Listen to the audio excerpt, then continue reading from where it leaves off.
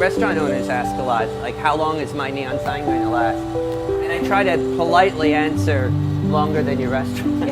Today I'm at Brooklyn Glass, and I'm gonna go meet David Avalon. He's gonna show me how to make a neon sign from scratch.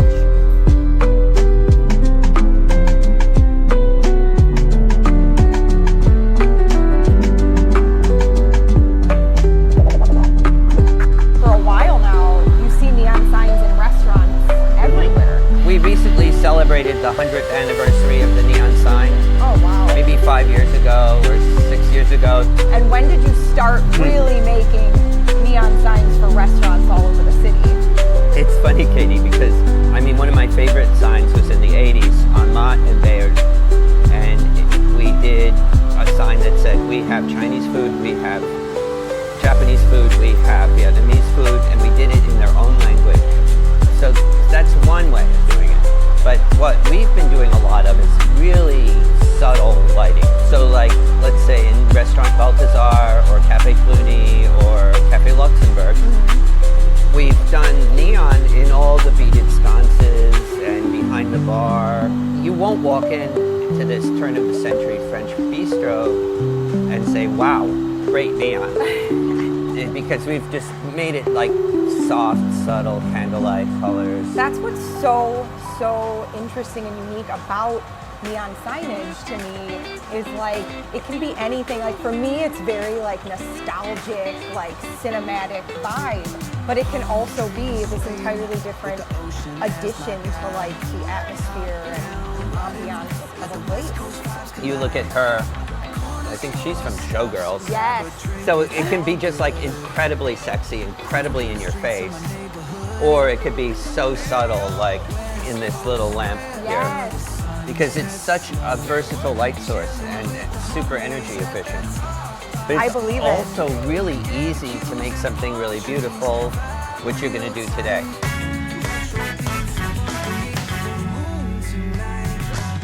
So heat it, bend it, then blow it. And that keeps the diameter correct. So now I'm marking for my next bend.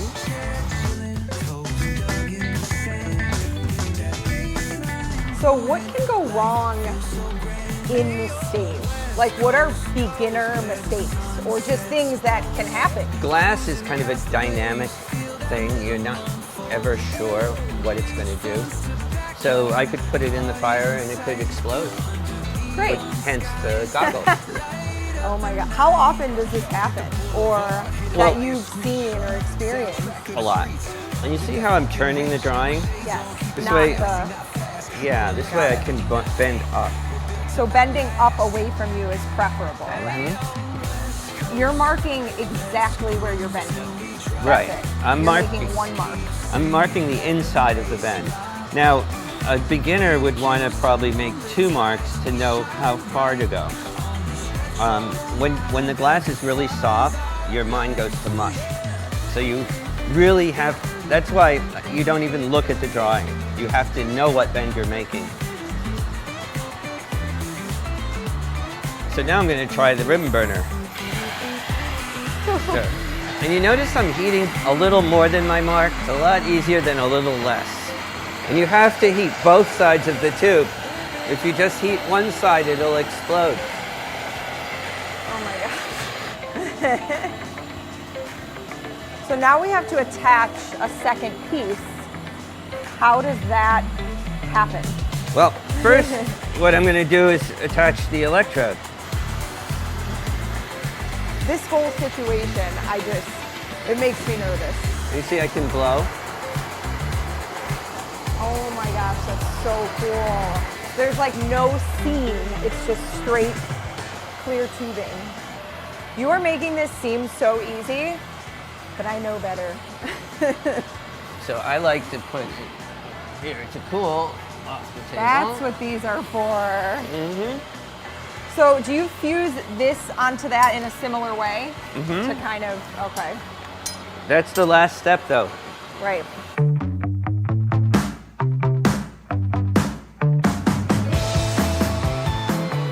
It's not terrible. All right. The first bend is here on the inside, right here. So you're gonna bend up. There you go. Keep going. And pretty soon it's gonna get really soft, but I want you to try and keep it in the fire as long as you can. Okay, now bend it and blow it. Bend it, blow hard, blow hard. Okay, now put it right on the table. Drop it, it's okay.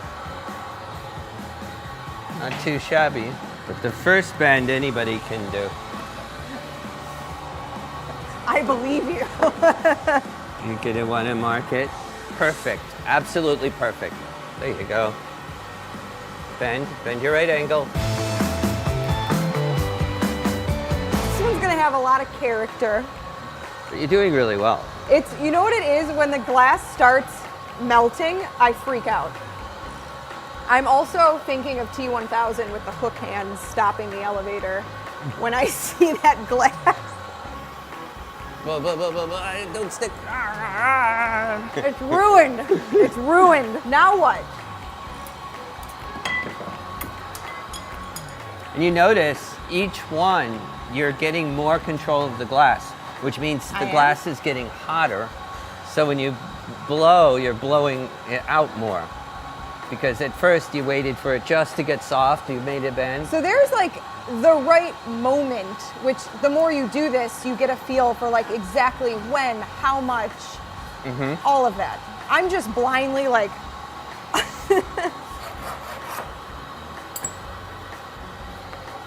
So now you're gonna wanna join this together. Oh. Okay, blow. Stop. Okay, now put it on the drawing. Beautiful. Now you can continue. All right, so we're gonna we're continue gonna, this way. we're gonna try the putting on the electrode now. Now gently blow. Take it out of the fire and let's bend it. Blow hard. Blow hard. Okay, stop. Okay, now put it down on the table. There you go.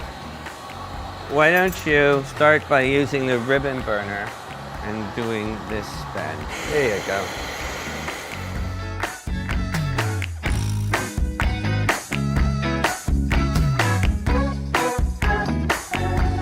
Now bend it up in the air. Look at it. And make it smooth. Okay, now drop it on the drawing. We did it. This is remarkable. We've come much further than I thought we would. And I think you can do this in the crossfire. It might be a little easier than the hand torch.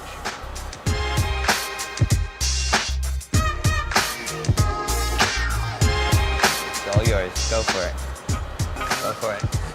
Straighten it out. There you go.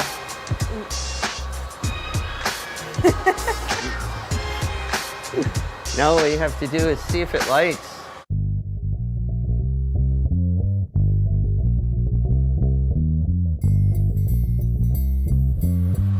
So the first thing I'm going to do is take most of the air out of the tube, but I'm going to leave a little bit in. If atmosphere is 760, we're at 1. Now I'm going to apply high voltage. And what this is doing is it's vaporizing any impurities that are in the tube. Wow. No gas is in here yet. A lot of work goes into making a neon sign, without a doubt. So Wow. if it's done right, it can last a very long time. So now the bombarding process is done. The tube is very hot and I'm pulling all the air out of it. So we're going down into a really high vacuum. It's time to put in the gas. All right. So I'm going to stop pumping. Now I'm in a very high vacuum. And I'm going to put in a small amount of, in this case, neon gas. That was a little test just to make sure that it was good. There it is. It's pretty close. It looks so good. Do you think people realize that every single piece they see is handmade? I don't think people realize these aren't being like mass produced in a factory somewhere. So now it's your turn. So if that suspicious area in there is not holding up, what would happen at this point? It will either crack while we're bombarding it. Okay. It might have a leak.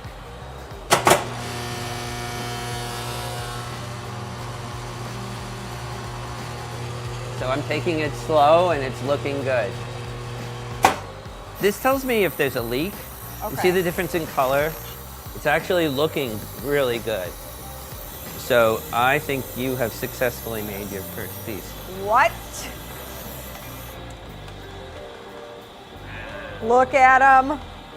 So cool. It was really nice having you. It was an awesome day. I learned a ton. I hope you enjoyed this episode. If you'd like to see more, click here. Welcome everyone, I'm Katie. I'm gonna be your server tonight.